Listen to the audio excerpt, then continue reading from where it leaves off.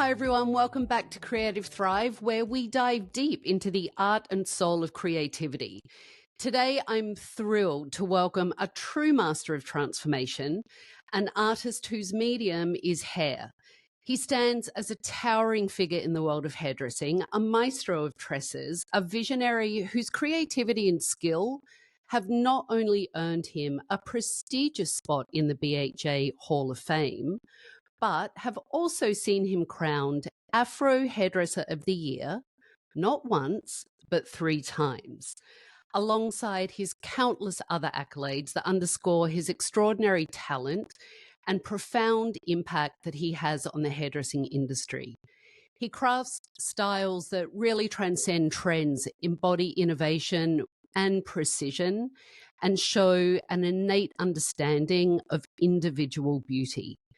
His work is a testament to his dedication and has revolutionized how we think about hair and beauty. Hailing from the UK, he has built a reputation that stretches far beyond borders or salon walls. His passion doesn't end with personal achievement. It extends into education and mentorship. He is committed to uplifting the next generation of stylists, sharing his insights and techniques to elevate the profession. As a celebrated salon owner, an award-winning stylist revered for his work, and a dedicated educator, he believes in the transformative power of his craft, impacting not just hair, but hearts and lives. Please welcome to Creative Thrive, Rick Roberts. Hi, Rick. Hey, how are you? You I'm know what? good. That was a great intro. I was like, wow, who's this person? Little old you, my friend. Sounds so good. Might record it. Well, I mean, you are. Let's just dive into the obvious. 6 consecutive British Hairdressing Awards. Yeah. Sometimes you've got to pinch yourself because I only wanted one, and it took me 7 years to get one, and winning 6 consecutive awards, 3, and then Hall of Fame, and then 2 with my partner in crime, my beautiful wife Zoe, is incredible. And then if we win next year, that'll be 7, and I'll make the Hall of Fame with Zoe. So it's a great accolades to have, the Oscars of hairdressing. Mm-hmm. So it's a great story, as I say, to give to your children and your grandkids. I love that. I love that you look at it as a great story to give to your children and grandkids, because I think a lot of people would look at it as a leg up in the industry or a great thing to advertise, and it's all of those things. You should do all of those things, but I love that you went right to your kids and grandkids. Yeah, I think with the kids we always thank them, and we always put the names in the speeches. I just feel like if we're not here, they can always go back and say that was my parents. We see like the industry full of like kids or children from the parents have been maybe famous hairdressers, and they're still on the stage. But I do believe that also it's a thing for them to show that this industry, our CV can never be too strong, and it can never stop. You can't be overqualified in this industry. You can only just carry on learning and pushing yourself and upgrading your skills. Yeah, it's true. I think it is always about evolution and growth. I think it's really interesting that you said, well, 2 things jump out at me. First is that you said you wanted one. Like that was the grail, right? You wanted to win once. Yeah. And you've won as many times as you have. And I think the other thing that sticks out for me is that you said it took you 7 years to win your first one. Yeah. Sorry, go on. No, go on. It was one of them things that you sit there for 7 years and you hear so many people's names called out. But I'm one of these that, you know what, go back to the drawing board. But the first thing I would do always is go up to the winner and congratulate them, because there shouldn't be any animosity in this industry, and I feel like there is, and I feel like we're all in the same industry, we're all in this do the same job, and I feel like if we've got the back of everybody else, not everybody's going to like you, not everybody, you chalk or cheese, but you know what I always say, it's their loss. So it's Yeah, agreed. So Yeah, agreed. And I love that. I think what I would really like to get to, though, is it's admirable that you go, we should do that. I don't believe there is competition. It is a big old pie out there, and we can all have a slice and then some, right? There's enough for all of us. Yeah.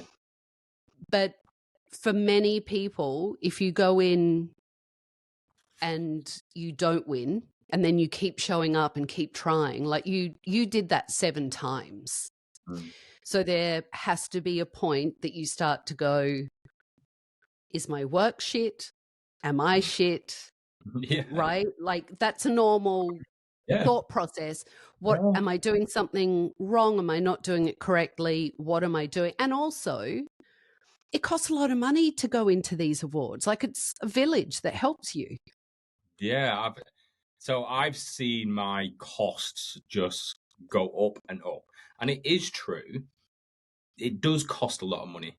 The studio, the models, the right stylist, the right makeup artist, and the most important, the photographer. But it's about creating a kind of team that you can get on with, and you all sing from the same hymn sheet. So if there's one part of that, like if there's a verse off or something that's not right, you're always going to see it. And it just means that you could be an incredible stylist doing incredible hair, but if the clothes not right, the photography's not work, you've just got to be brave enough to break up with the stylist, the photographer, or this, and then move on and find your little niche.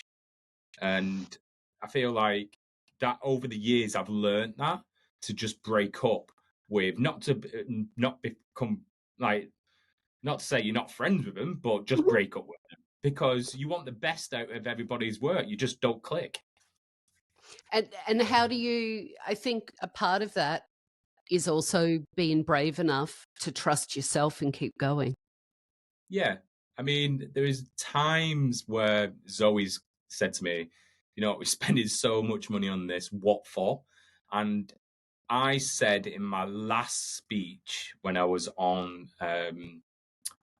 stage, I said, when you're on stage and you're putting your work up in front of 3,000 or 2,000 people, you're at the most vulnerable.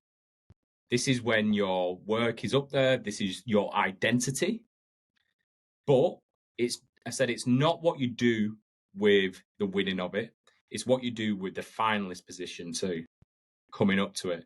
Because if you don't, you could maybe push yourself further than the winner because you're pushing yourself in the right direction, but it's about getting seen by companies, by people, your peers. And I don't think you'll realize how much you do inspire the next generation. And the next generation is not just the young generation. I've got people coming in who are 30, 40, starting hairdressing. It's about just inspiring anybody that wants to be on that stage holding an award. And that's what people did to myself. 100% agree. And I would even take it a step further, and I'll shine the light on me for a second, that it's not even about inspiring a new generation.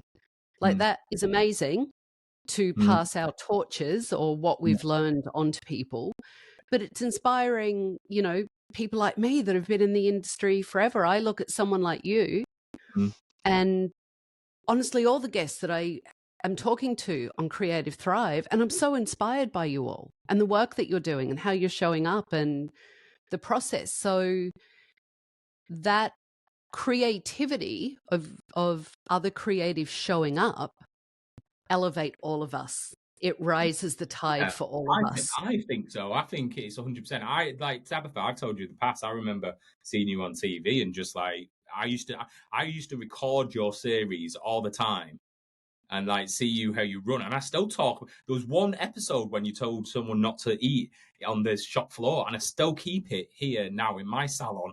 And it's like I always remember that episode because I was like, that would be me. And you inspired me. So it's like I think it's 50-50. It's like I never thought that I'd ever meet you the lifetime that we obviously we gel, because this industry is so small but yet so big, and you can be in one area or one part. Like I think we was in Spain or wherever we met, Mhm. clicked, but at the end of the day we all do a similar kind of job, and we shouldn't be Mhm. above anybody's station because we're just people that should just get on, and not everybody does. But at the end of the day, yeah, it's true. I mean, you inspire me. I inspire you. I'm inspired by other people. And I think that's what it's great. It is true. It's not about, like you're saying, the next generation. It is about just inspiring anybody. And I mean, for me, that's the essence of creativity, Yeah, yeah, yeah. right?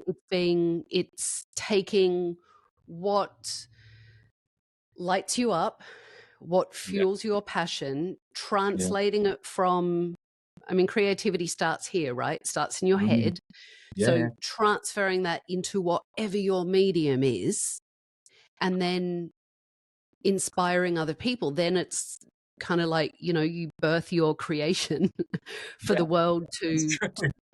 to Yeah, what you said, to yeah. be vulnerable in those moments when you enter something, and to be judged, but you're really, that's the creative fuel, right? Yeah, I mean, I've sat in them, like I said, sat there 7 times. Even actually, it's not been 7 times, it's been 8 times because one year I didn't get through, but I still went. And it was so nice not to go. Like I'll encourage anybody who doesn't get through to any awards. So say for instance you're entering awards, to actually go to an awards that you do enter, because the pressure's not there and you Mm, actually enjoy it. So you actually get to not talk, because everyone could come up to you and say, "Oh, good luck tonight, good this." But when you're not in the award, you actually get to talk about something completely different, because you don't have that panic attack. You enjoy the evening. You don't feel the sadness if you don't win, or the happiness. The emotions are just neutral. You're just happy just to be there with your friends. So it's been actually probably 8 times that I've not won, 7 times finalist. But yeah, I forgot about that one. But that was a great evening, just me and my friend. have a real So piss up, right? Because you don't need to oh, worry about getting up on stage, or it just enjoy it. was one of my Tell friends that me. who once said, "Do not drink," and I've kept this all the way. Do not drink before your award is announced, because if you get up on that stage and you've had a drink, you don't know what you're going to say. So I'll have maybe a glass of champagne, but I've kept for years hardly drinking before the award. After the award, I don't. Great advice. Yeah. It's great advice. Tell me, tell me about the creativity though, because I mean, beyond the accolades are wonderful, like really, really wonderful, and you've won these amazing accolades, and we've talked about the consecutive awards you've won, and that's great. You're also a salon owner, Yeah. so you work behind the chair, right? Yep. You've got a clientele, you've got a team that you take care of, and you educate and you inspire, right? And nurture, do all of those kind of things. Mhm. You've talked about your beautiful wife, Zoe. You're Mhm. also a dad, right? So you've got all these different things going on. Tell me, what does that creative process look like, though, to be able to, I'm going to call it a bubble because I go into a bubble. So you tell me what yours is, but what does that bubble look like for you where you go in and go, okay, I'm going to do this collection this year. Where does it come from? Where do you get your inspiration? What's that trajectory look like? So it sounds stupid, but my thoughts could actually start before my collection that would shoot. So I could maybe pick up something, but then I may have a stronger feeling towards a different collection. So I might actually bank this and say, right, okay, so I'll put more effort into this one because I've created this story already. So I call them stories. I've created this story already. We're going to go with that story. But the thing that I probably thought of, I'll still have on my phone, like a screenshot, a backdrop, maybe something that has inspired me. It could be like a stone wall. Like one collection was a stone wall, and then it all evolved. So one that was beautiful, it was a stone wall that was in Rome, and I just wanted it to be very powdery, very beautiful. I felt like I wanted to take you on a little journey that the models were shooting against this wall in Rome. Obviously, I didn't take the models to Rome, but we kind of developed this kind of image that was soft and beautiful. And then things that I would pick up maybe sometimes on my trot, like is like my travels. My travels actually bring a lot of like imagery together. So it's like this year we're in the middle of figuring out new ideas. We'll chuck ideas. So I'll see something online, but I don't just go to her. I don't go just to magazines that people say or on the street. I actually go to garden magazines, travel magazines, because you always find that travel magazines always get the best images. Like you'll be in like Africa or this, and you'll see that backdrop and you'll see that beautiful model, and you kind of accumulate. It's like putting it all into your head, and then all of a sudden it's like you break it down and you think, what can I take from that? What can I take from that? And what can I take from that? But I never, when I'm planning something, I plan the beginning. I've always said this across my career, began like a book.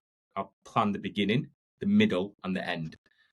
The other parts is all my creativity, because that's what you become like an individual, a creative.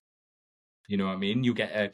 I work with all hair types, from textured hair to Caucasian hair to Asian hair to, it doesn't matter. Hair's a material. You don't get a designer that just works with silk. He probably works with leather and he works with silk and cotton, but he prefers one, or he likes to mix them up. So if you look at a lot of my collections, they've been mixed up with like last year it was textured hair, Asian hair, and Caucasian hair. It's what I feel on the day. It's how I would perceive my models to kind of look. And it's about how do I want my story when it's on that board or in a magazine to kind of look like. Like a lot of people say, I know it's your work, Rick, because you create a story. I don't want it to be just one image there, one image there. It has to say a story in there. But my creative process is just picking up things from, like I said, bits and bats and chucking it in one, in, like you say, in a bubble, and taking things out of the bubble.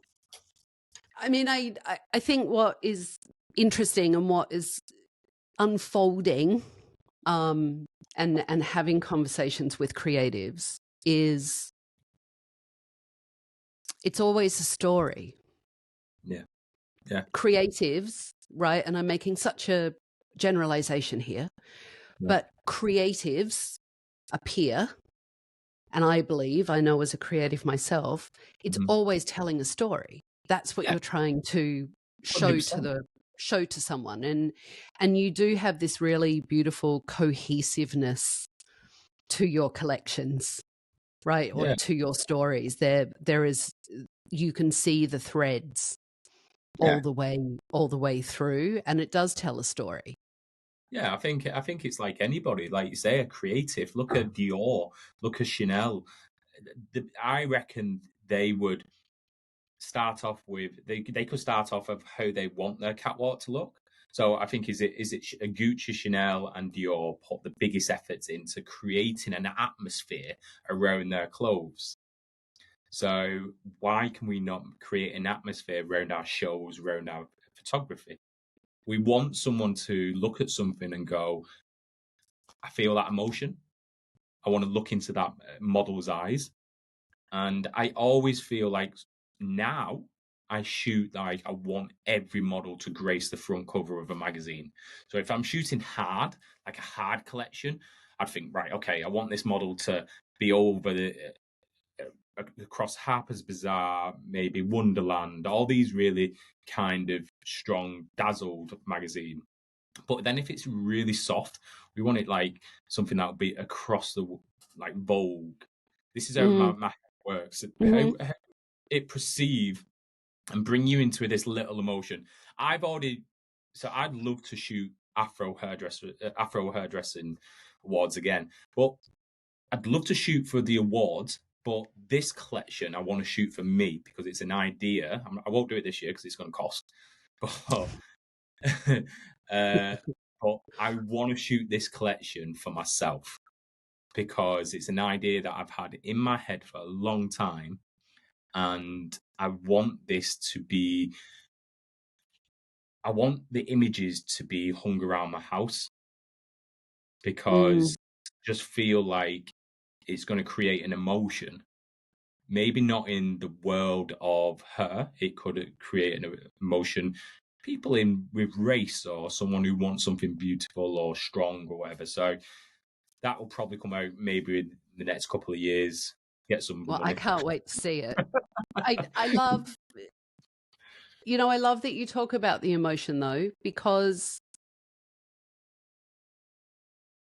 creativity is emotional. I believe. Yeah. I believe creativity is emotional. I believe that's why we have all these stereotypes of creatives, right? In all industries, that they can be a little crazy and flighty and electric and amplified and over the top and right? There's so many different tropes we have about creatives. And I believe that creativity is the outward manifestation of our passion. It's our passion button, right? And then we kind of put the work out that show whatever the passion is, whatever that work is.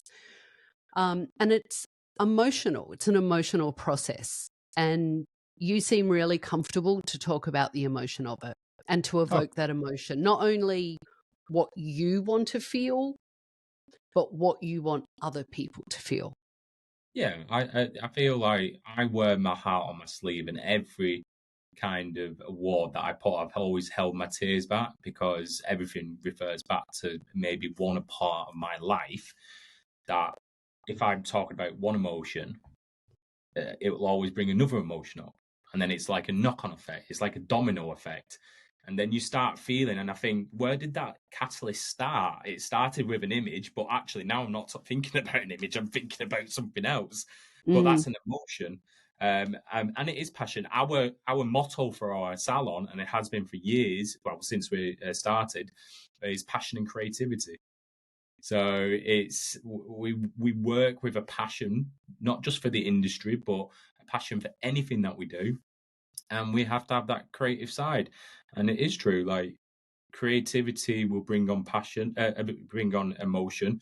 And it's how you have learned over the years to kind of control myself, control how I am. So I have two sides to myself. So I have if I can get these words right, because I'm not really good with the sayings, I get an what is it when you're not insular, introvert. And I'm an introvert and an extrovert. So when I'm on stage and I'm in front of everybody, I'm an extrovert. But then I'm really an introvert, where I'll go for a drink on my own. I'll go for a coffee on my own. I love going to the cinema on my own. I'll sit and just relax at home maybe and listen to Zen or spa music. Sometimes when I'm at spa music, I go off into a little zone. And I feel like using both of these kind of strengths is great because it controls you, but then you need the other one to control you too. So I just feel like it can come into like your images, come into your work. I think, a lot of, I'm an introverted extrovert. Yeah. I would even take it a step further. For me, I could call myself a hermit quite easily. Yeah, like I could be a hermit. I'm a bit of a hermit. I don't mind like closing the door and closing the world out if I'm honest. Yeah. And then just popping my head out when I want to. So I understand that. I feel like, how do you balance that though? Because I think for a lot of, and the same is true for extroverts really, but for a lot of introverts, it can be really quite exhausting to come out of the cave, right? The metaphorical cave, and create something and put your emotions out. And then that's why you need that Zen time and spa music and go off and have a coffee by yourself to like Yeah. recharge. I think that, like, I love to, don't get me wrong, I love to party. I love to let myself go. If I'm in that work atmosphere, as I can't say corporate atmosphere, so when I go away to Dallas, it's corporate. So Mm-hmm. this is me. I'm a little bit louder. I'm maybe that kind of person. But then as soon as I go upstairs into my room, I'm like, phew, you know what I mean? I let it out, and then it's back again. And but you know what I mean. You're tired because that corporate life has overtaken you. Yeah. But you need the introvert. So I think the control. Um, it's sometimes hard to come out. And sometimes I'll always think, and I've always done this, I still do this. I was talking about it the other day. I always think, how have I left that room? So in my head, I'll even now, someone will. Someone I'll think in my head, have I left that room? Are they talking about me? Have I been good? It's like that beer fear. Do you get what I mean? But you're not drinking. It's just like, I've only gone to the toilet, but I'm thinking, are they still talking about me? They're Oh, probably that's not. funny. But I think it's because I care, and I can be always taken a little bit. I ain't bothered if you like me or not. It doesn't bother me. I've got up to this age in my life where, like I say, it's your loss. I'll try my hardest, but I think trying to control in this like industry, you get a lot of jealousy, and I find that it shouldn't be, because we should always have to congratulate everybody. But I've always had this thing to, you cross me, and I'll try. But you know what? I ain't bothered. Do you know what I mean? If you don't bring anything that's be excited to my life, if you don't benefit my life, or you don't kind of enhance my life, what's the point of having you there? I'd be nice, but I don't Yeah, be really. cordial and off you Yeah, go. yeah. No, I'd be very But corporate. do you think that like introvert extrovert part of you, the two sides, and we all have so many different sides of us, Mm-hmm. do you think that they play into how you create and what you do? Like, do they Yeah, allow you to, are they malleable so they allow you to create and look at things in a different way? Because here's yeah, something I find quite interesting with your collections. You do hard really well and you do soft really well. yeah. Someone said And that to that's me. quite interesting for me. Like when I look at your work, because and what I mean by that is some people are known for a lot of strength and hard lines, and there can still be softness in there, but they have these really strong looks. And you have that, and you also have these really soft, feminine, ethereal looks and shapes as well. And Yeah, you well, play with that duality quite yeah, well, that's beautifully.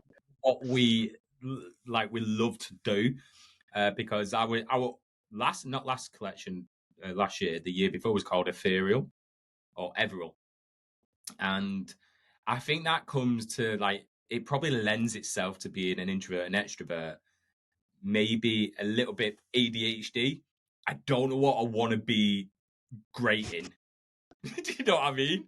Why? Mhm. Someone once said to me, just be great at this, just be great at that. And I don't want to be pinned at this one person. I want to be pinned as a hairdresser, a person that cuts hair, colors hair, dresses her, session her. And I'll tell you what, I can do it all, but I can still improve myself. But when I've got a kind of an array of models that I choose, I never go through agencies. The odd time in May, but I never Mm. go through an agency. I'll always talk to them on Instagram. I've basically been looking at their Instagram for a long time, seeing how they work. And I think, how would that lend itself with that model and that model and that model? But yeah, I try to get the most beautiful image out of everything. There was one image too last year. I think it was the Chinese or Asian looking lady, and she was just a beautiful model, and she was A class, high Vogue model. And I got her for a great price because I was just normal, and I chatted normal online and just said, "Look, if you're in London, do you want to I shoot?" love that. Well, and And I think when you surround yourself, as you've said, when you surround yourself with the right team, including the models, because let's face it, the models are super important.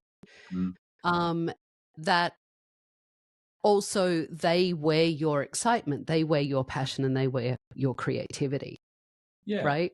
100%, 100%. I mean, don't get me wrong, a lot of things went wrong on my shoot last year, but like I remember the photographer, I was like, I don't like it. Do this, do this. My photographer shut me down, and he said, "No, it's a beautiful collection." But I think it's because I'm always thinking in my head I could do better, and that Yeah. will never stop.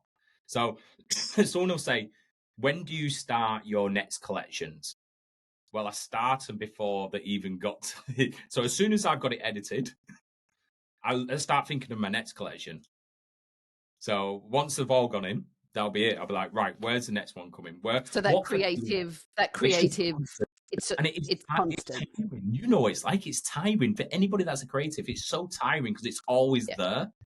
Yeah. So What yeah, what was what was young Rick like? Was young Rick creative, or how did young Rick show his creativity?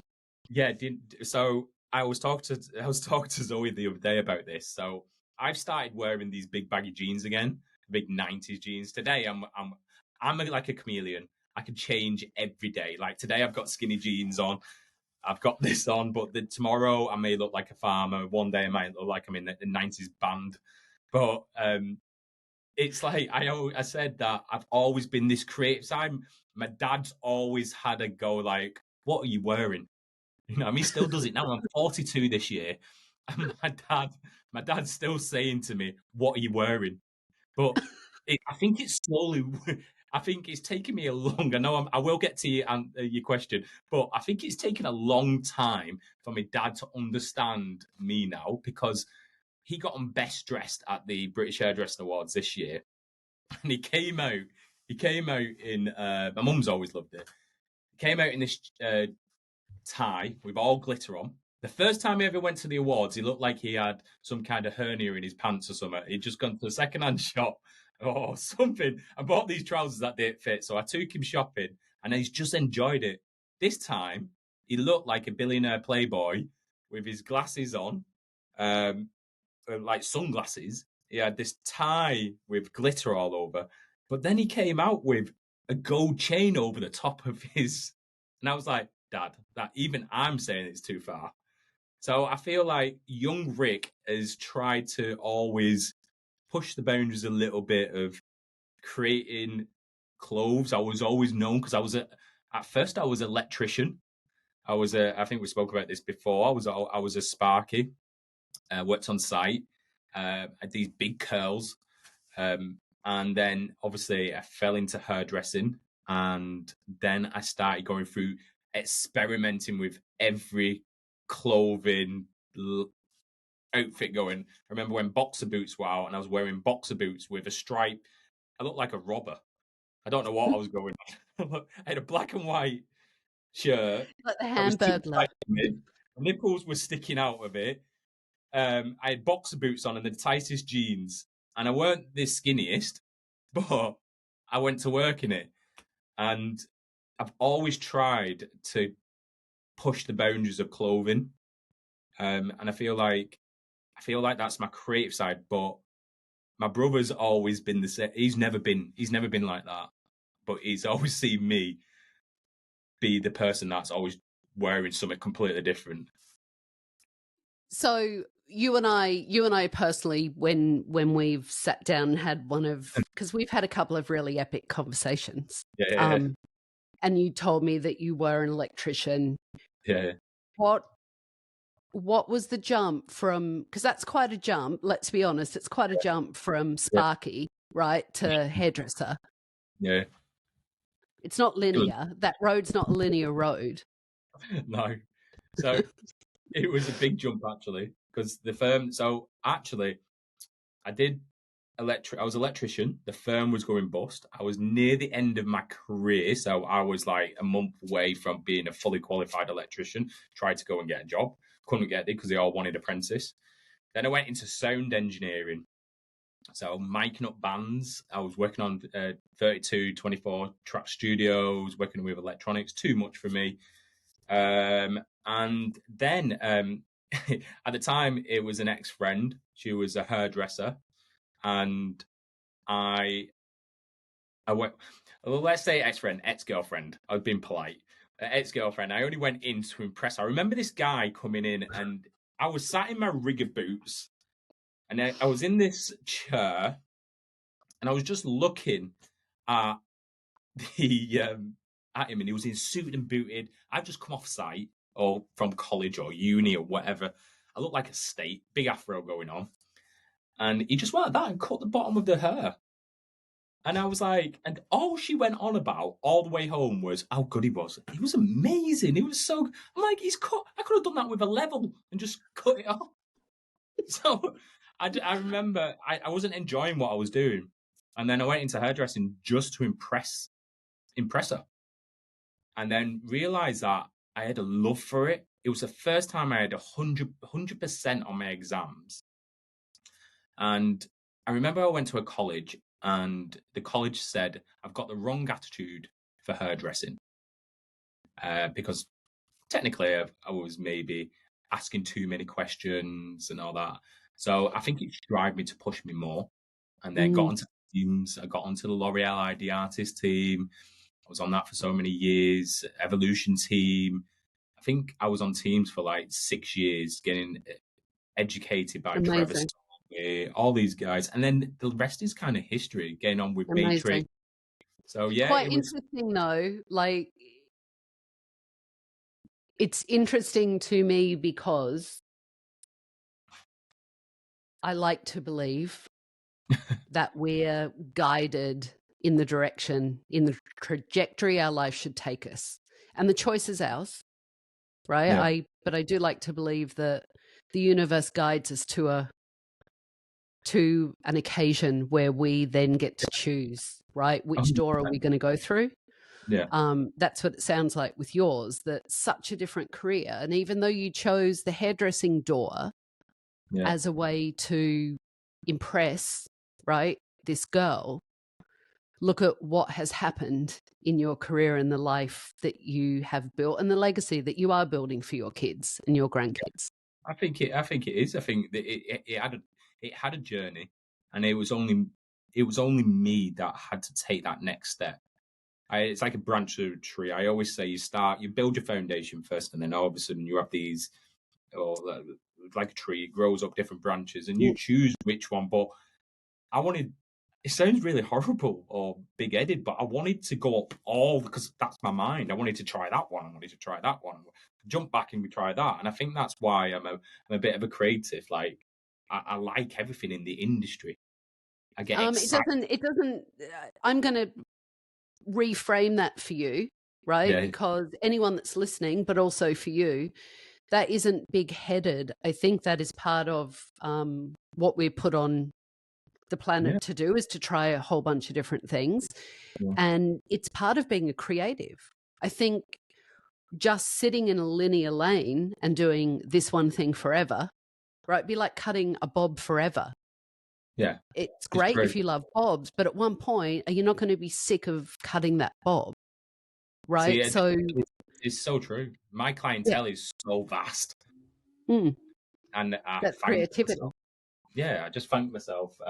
Just let me pause this 1 minute. What did what I have to know now, what did your family, what did your dad say when you came home and said, you know Well, what, I'm leaving this electrician thing behind and I'm going to be a hairdresser? well, I remember sitting my dad at a table, and I said, "Dad, I need to speak to you." And I won't repeat. Well, he was good about it, but his face, because he wanted me to go. He's a builder, and he wanted me to go in the family business. And I was like, Dad, and I just kept going like this. And we live on an old farmhouse, so imagine a big farm table. And I went, I want to be so don't take this wrong, Dad. I just kept to say this. I went, a hairdresser. And my dad just said to me, he went, I always remember, he went, I'm so happy for you. And I'll support you, because he wanted to be a hairdresser. He wanted to be a barber. Yeah, he wanted to be a barber. He always remember, he always wanted to be that's what explains him cutting my hair all the time with the videos, like the Vita. Like, he just used to cut my hair up bad, but it was just like a good thing. It felt like he's always supported me. My mum and my dad have always supported me through the industry. They've been to every award. And yeah, I was so scared to tell him, but because you always want to please your parents, you know what I mean? It's like, it's that kind of thing. Like, I wanted to become like, let's say I'm a bit of both now, because I do building work. So everything in here, this is my new barber room at the moment, but I've done all this and put the tiles down, do all this. So I lend my hands to everything. So he's got a son that does everything. So, but I was shocked, to tell the least. I was shocked that my dad had my back, and I think that's a great parent. For me, that's a great parent. Gives you, mum and dad give me a great upbringing. Mum's a creative. She works with the deaf, and she lip speaks. She was one of them that started one of the UK's first deaf and blind job clubs that got people jobs. And I feel like my dad had his own business, and I feel like they've always supported me with my decisions with her. And I think it's a great thing. It's like my brother. He's got a great business, and I just think when he said, I support you, I think it was a nice thing. You know what I mean? It was it's a great thing. And honestly, again, some people listening may not have had that experience of having that support. And I think, to your point, we all want our parents' support, right? Or our elders' support. And when they can support that, I think then we can step into our creativity more as well. I think if you like you say, you do it for yourself. But it's nice to have that other side. So totally. Anybody that's not got the support, still do it for yourself. But it's hard graft, not just, even if you've got the support or you haven't got the support, it's hard graft. It's a hard road to take. But as long as the road is, you're going to find different hurdles. You're going to find them ups and downs. But if you can get over them, it just makes you a stronger person. Do you think being a parent contributes to your creativity in any way? Yes, I do. In a way, I've always been creative, but two of our images are always chosen by the kids. Really? So, yeah, so we put them in front of them, and they will say which one is submitted, and they will say that one and that one, and it's usually the ones that I've chosen. So it's like they've got their own little creative eye. Like, both of them obviously being autistic, it seems like both of them are very creative, and I'll get them to explain why they like it. Sometimes it may go on too much, so tell me why. Do you not think that? But it's. I'm like, are you sure? Because this is going to take a lot to put in. I've got to get it edited. But they've always chosen two of my images, because I feel like it's a family thing. It's not just for us. It's a family business, and I feel like no matter what, if they do well in the industry or they do something else, they've been a part of the collection or part of something that has helped them to kind of do something else in their career. You know what I mean? It's been a winning collection, but they put their own little mark on it. I think that is such an incredibly beautiful thing, because whether they go into the industry or not, right? Yeah. Whatever their choice is, because they're still too young to be close Yeah. to, right, that Yeah. making that choice. But whatever that choice is that they choose to do when they get older, I think as a parent, you know, as much as you want to be there all the time, you wear a lot of hats. You do run a business and you're shooting a collection and you travel and you educate and right. So there's only so many hours in the day and you're trying to fit that in. And I think it's such a beautiful way to include your kids and such a great mindset to have that they're part of this business because they're Yeah. part of you. So, and 100%. if dad's on the road, right, they're missing, I know Zoe's there and they've got their mum and other support, but they're missing their dad too. Or if dad's tired because he's shooting, right, they might go to bed before they get to see him, but they're still part of what is being created. I will try now to leave the latest time on like maybe a Sunday. When I was doing it at the beginning, I used to get off as early as go and do, but that was the young Rick. Now I'll leave. I'll probably get to my hotel really late. I'll go and do 1 or 2 days work away, or maybe one day, and get straight on the train. And I'm back in the salon, and I've taken a day off. So I'll take a Saturday off, maybe once a month or maybe twice a month, so I can spend time with them. And I feel like it's important to have that creative side, that business side, but still have that family side. So everyone says, oh, you're there and there, but I'm still, the time that I'm working, the kids are at school, so they're only missing me. We've just got a dog too, like a little Frenchie. So now, yeah, she's literally, she's taking up their time. So I mean, it's so nice to have a little dog running and greet me, and it's I never knew that you could have that so much love for one little furry thing. That's hilarious. Do you think, I mean, I do, I love that you let your kids pick images for your collection. Do you think having kids though allows, I ask this to every guest I speak to that has children. Do you think children and being around children contribute to that curiosity and that creative spirit? Because kids are so free. Yeah, I feel like it does and it doesn't. I feel like your mind's so set on looking after them. But I do find that, especially with my kids, I feel like they have some like they'll give me little ideas. Why don't you do this or do that? And then I start thinking, okay, yeah, I might do that. Tone it down a little bit. Like my youngest actually does stop motion on YouTube. So he's really creative. He'll sit there doing 600 frames per minute. And I feel like sometimes when I watch him, I'm so proud, but I feel like his work ethic just to put in all these YouTube videos at the age of 10 and sit there and be so passionate about him. Hopefully he's seen me be passionate about my job. That is kind of rubbed a little bit off him. So they do lend themselves to my creative side.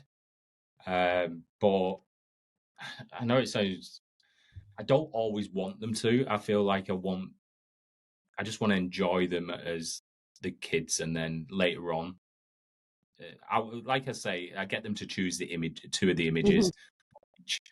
But do they help you stay a kid? Is my point. Like not for them to get into the industry. Like 100%.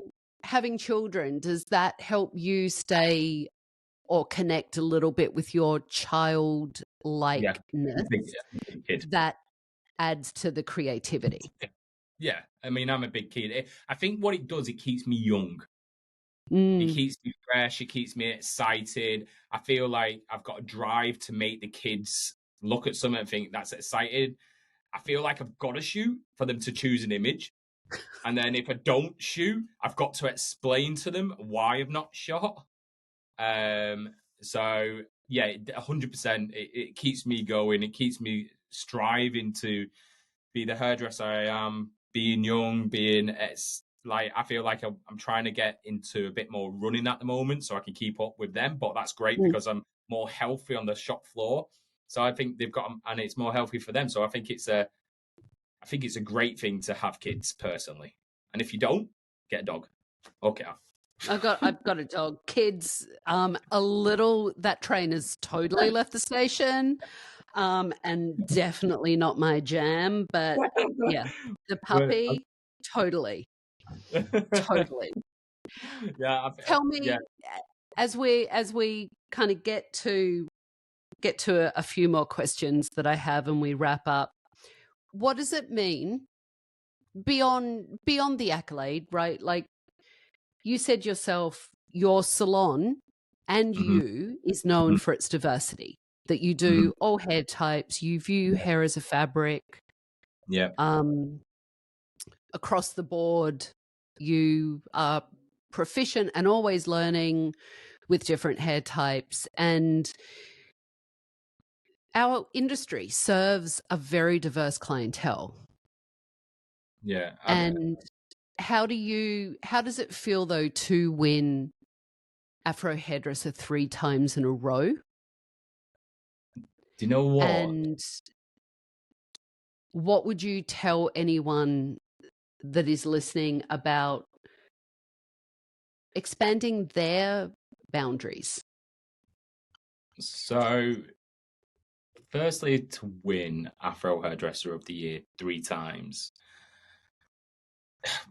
it was mind blowing because I felt like it was one of them things where I didn't think, like the first time, I didn't think I was gonna. I shot with my photographer the first time, Richard Miles, and we create this beautiful collection. And then all of a sudden, I thought, oh yeah, I won it. And then the second time, it was a mixed collection through lockdown between Desmond Murray and Richard Miles, Mm-hmm. and then I won it again.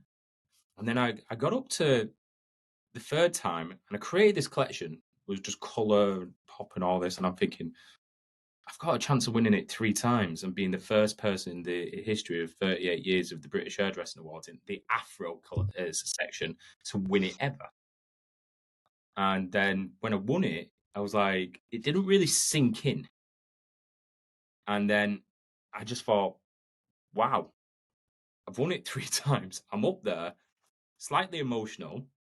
And it kind of put in, because I've got a half black family and a half white family. And I felt like I'm a social butterfly. I don't land in between both.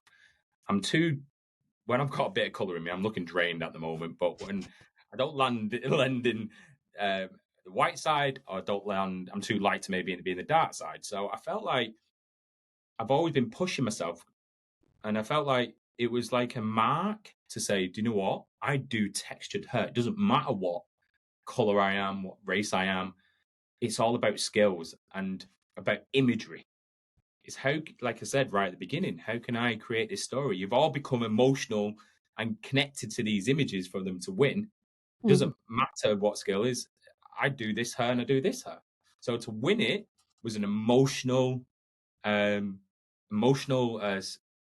for me, but also I'm in the Hall of Fame for Afro Hairdresser of the Year. Yeah. And I did my research. I knew that in the 30 or 36 years, I think it was, I knew that if I won it consecutively, I would be Hall of Fame and be the person to win it 3 times in a row. And it was quite scary though, because I knew from my first win, I didn't get a lot. I got a bit of hate for winning it, saying I wasn't black enough to win it. And then my second one, I got a little bit more hate. So I had a bit of fear too. What's going to happen if I did that? But I feel like I've just had to prove myself that, you know what, I'm doing this. I can do hair. I can do textured hair. I don't have to walk around with a passport of my granddad all the time. Do you know what I mean? It's like, yes, this is my granddad. I am from a black family. It doesn't matter what race or what skin tone or anything. As long hair's a material, you just create this beautiful image. And yeah, I know it's a long-winded answer, but it was very emotional. It was an emotional. I still feel it now to have it, because the year before there was a competition which was very. It was an Afro-Caribbean texture awards, big Mm-hmm. awards. I was the first time I went. I didn't win that. Like, I think it was 16 or whatever, and then 17 I didn't win it. And then in 2018, I ended up winning their awards, and then I ended up winning against all the Afro or textured hairdressers who have entered and won it before and do it every day in London and around the UK and all that. I ended up winning their British or their Afro award. So I was up there with the gold one and the black, the northern one, and then I won it. So I felt like I've made my mark. Mm-hmm. So I think, who's this new guy that's coming in? But they're all my friends, and I look up to them, and I think they're all talented. Every person that I've been up to, I always commend them on stage. And like I say, it doesn't matter how long you've been in the industry. I can be inspired by everybody. Yeah, agreed. I think there is creativity all over the place, right? And there is creativity to learn from. Here is a question that I ask everyone, and everyone has a little bit of a spin on it. So it makes me even more compelled to ask this question. Do you think creativity is nature or nurture? Ooh. So it's technically both, but in different parts. I feel like you've got to naturally let it grow, but you've got to carry on nurturing it, because you can lose it. And I feel like if nature is what you mean, do you mean it like? Yeah, I just growing? mean like, are you just born with it and it's just there? Or is it something, is it something that is innate to you, so born with, or it's an innate skill that you have, or I is it think some something that people you can be nurture? born with it. I think some people Mm. can be born with it and just naturally talented, or naturally. I've got friends that are naturally talented, and they blow me away. Like, I look at some of the stuff, but they're just focused on this one, or this focused on this. But I'm like, wow, you know what I mean? It's like I can do it. It's like the barber who I've got in here, Brian. He's just incredible at what he does, and he lost his job. And I built up this barber room, and I said, "Do you know what? You've come in. I'll support you. If you want to go off and get your own place, I'll support you." And I look at his stuff, and I think, you're just amazing with textured hair. But I just feel like you can build it too. Like, I think it's how you're brought up personally. If you've got creative stuff around you, you would become creative, and then it builds up. So you can naturally have it, but I feel like you've got to nurture it too. You've got to kind of just carry on being. You've got to be interested. You've got to carry on being interested and don't take things for granted. So it's a bit of both, really. Don't know if that made sense, but Yeah, absolutely. Absolutely, it makes sense, and I think we all have our different take on it. It's an interesting question, how though, would you think? because How would you think? I know. I think it's both. I think we're born with a natural expression, right, or a natural aptitude towards something, Mm. but it needs to be nurtured. I mean, that's why I like to ask the question. I think there are so many people that close down their creativity, perhaps through fear, perhaps through fear of judgment, fear of failure, fear of not being good enough, right? So they start to distill their creativity and make it a bit smaller. And that's when it needs nurturing. So I am listening. I saw this quote the other day and I screenshot it. It's so weird you've just said this. Oh, I so hope I find it. Oh, it says, "Rest in peace to the opportunities we missed because shyness and low self-esteem had taken us for granted." And Yeah. I was like, whatever you just said, it's like you have this kind of thing, like you've got to nurture it. You've got to have belief in yourself. So Yeah, and if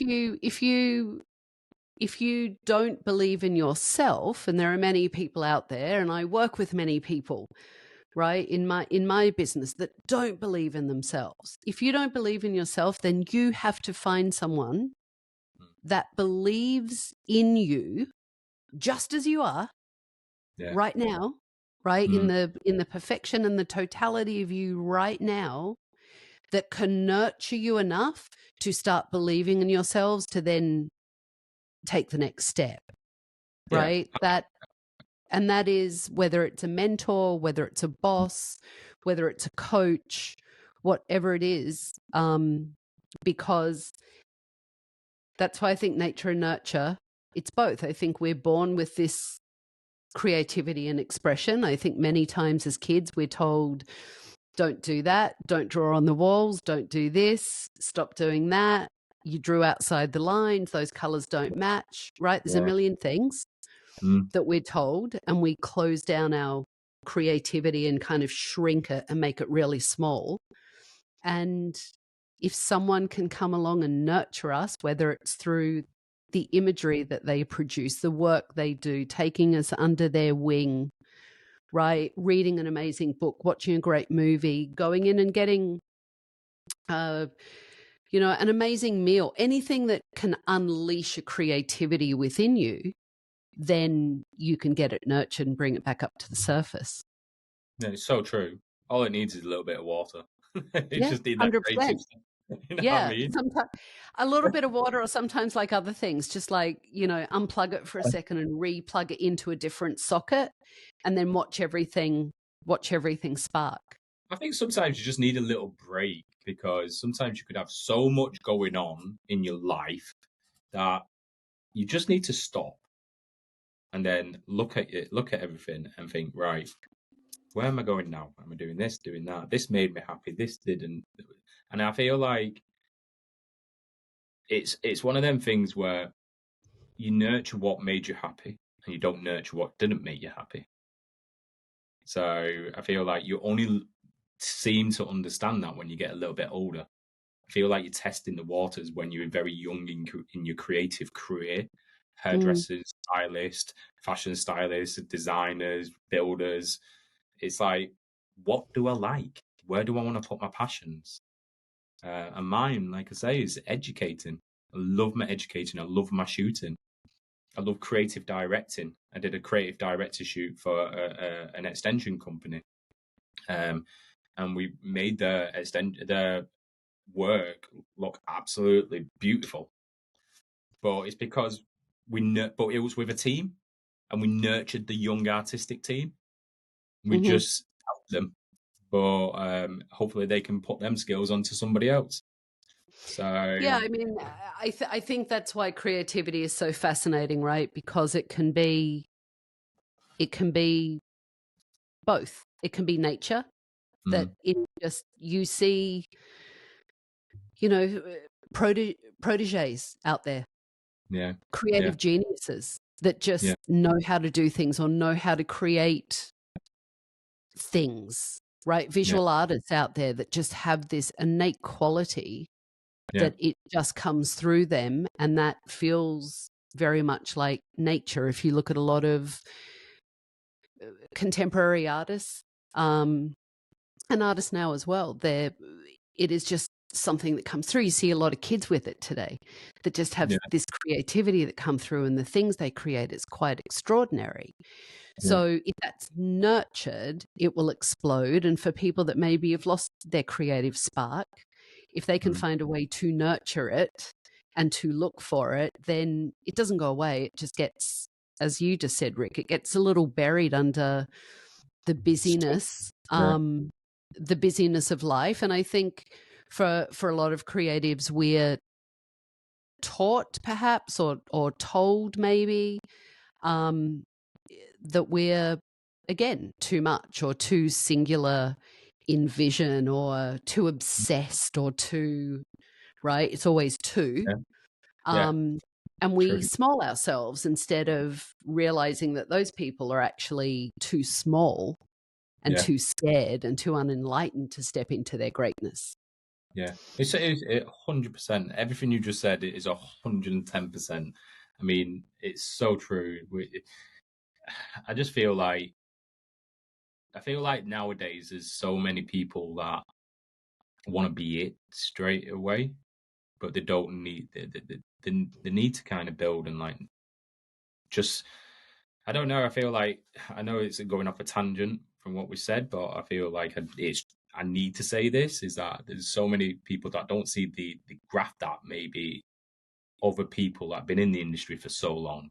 People are Instagram famous, social media famous so quick, but then if Instagram or social media went down tomorrow, have you nurtured yourself so much that you can get people to remember you because of your skills, or you're just great at putting a picture up online, or take a bit. I always say like a bad cut always hides behind curls.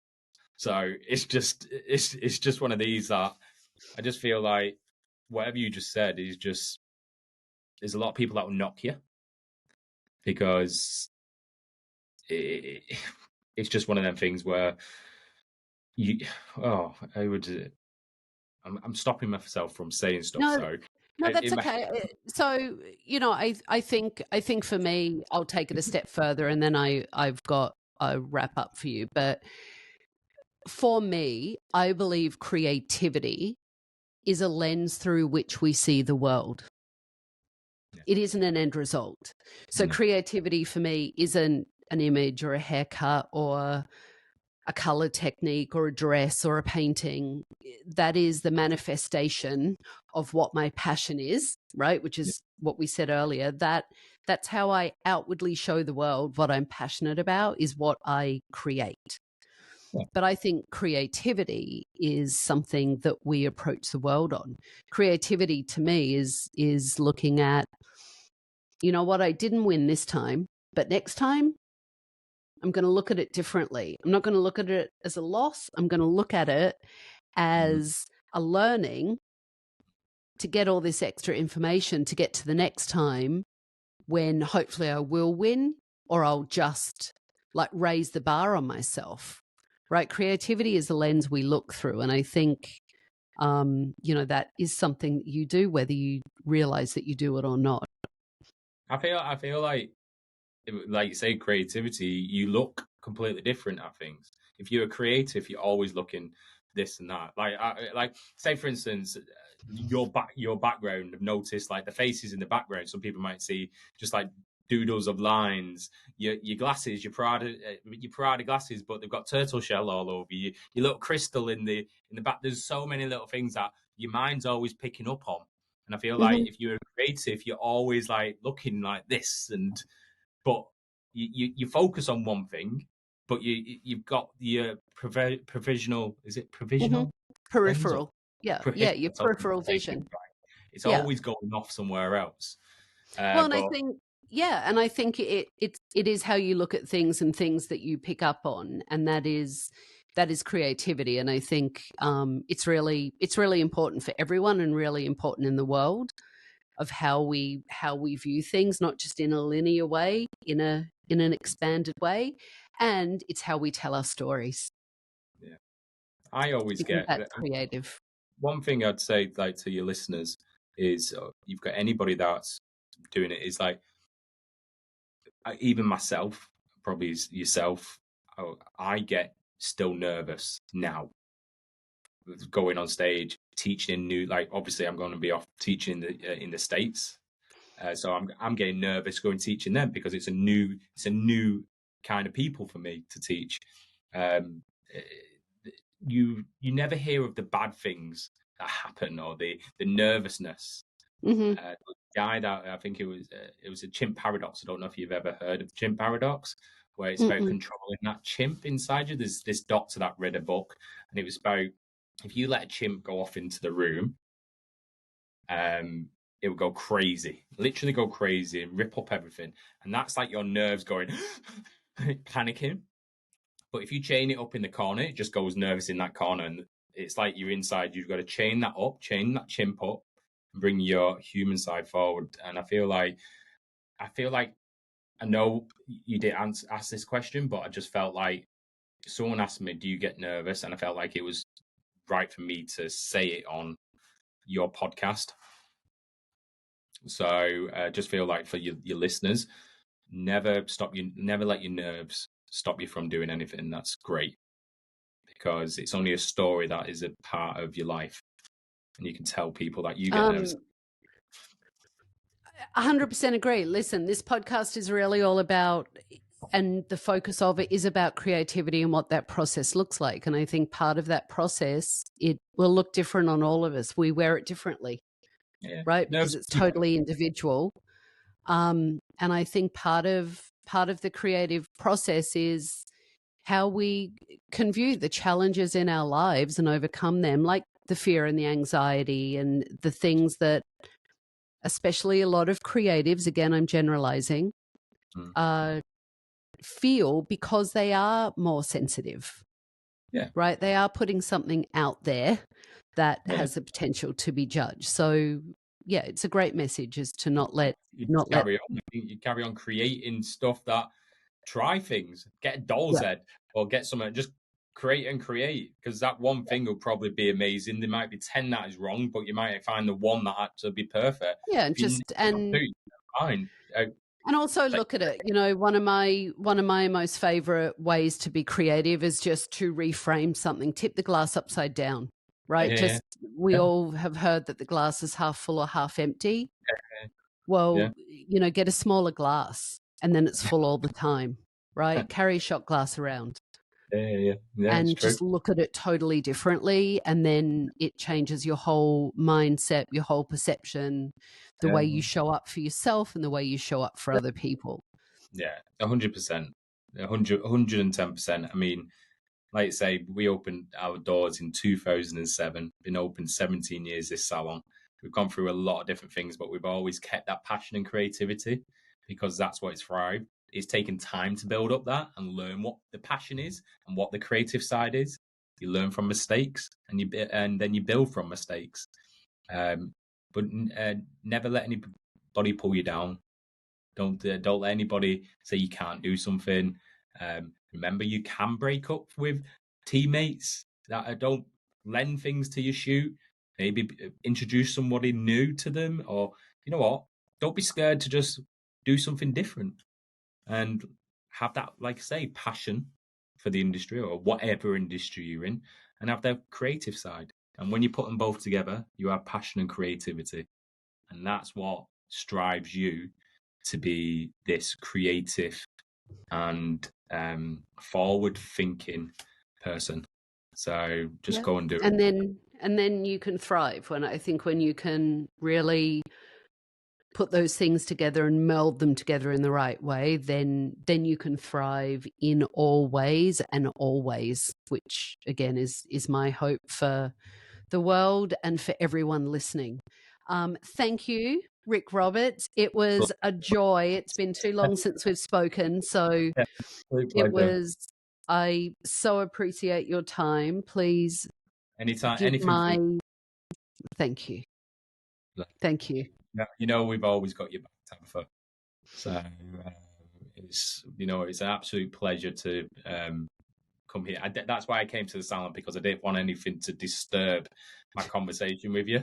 I didn't want the kids running around. As much as I love them, it's bedtime for them, because it is. What time is it over here? It's 10 o'clock over here. So I'm like, you know what?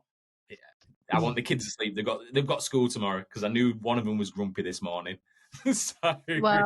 Well, thank you. Thank you for doing that. And when you go home, thank your lovely, and I will say talented wife. Because she's a creative and a powerhouse as well. So thank Zoe very much for putting the kids to bed without daddy while he was talking to me about creatively thriving. Thank you. I said to the kids that I'm off to work, but I'm off to go and speak to a friend. So it's Love it. thank you for having me. Thanks for you know what, we always connect, but we don't speak a lot on line, but we always speak over Instagram and or whatever social platform it is. But yeah, and we've got your back, and we're always thinking of you.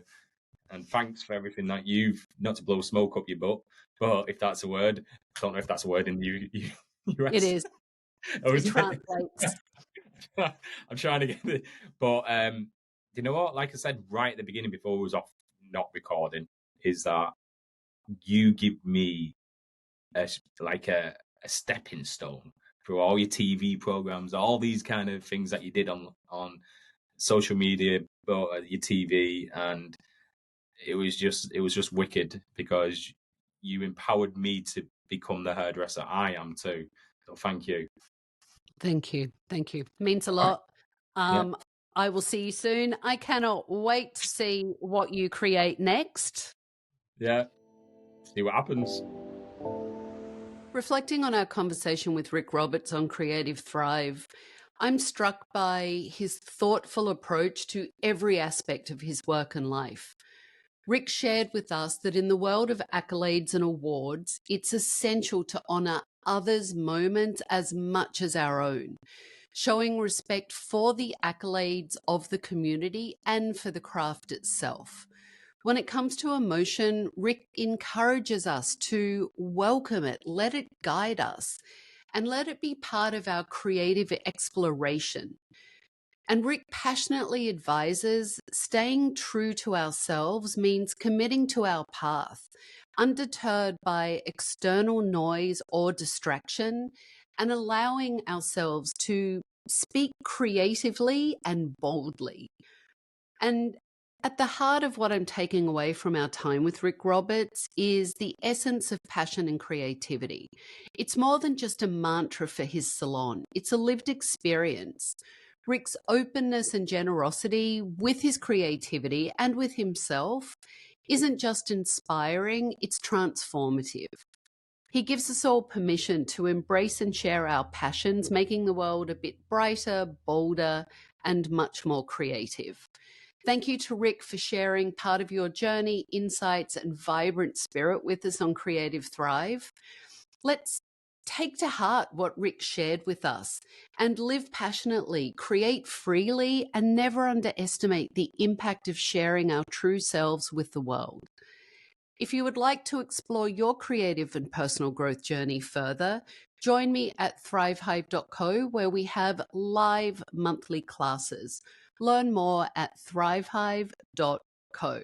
And please support Creative Thrive by following, liking, and subscribing on Apple Podcasts, Spotify, or your favorite podcast platform. Your engagement helps us continue to illuminate the paths of these amazing, inspiring creatives. Until we meet again, keep nurturing your creative spirit and don't hesitate to let it soar. See you next time on Creative Thrive.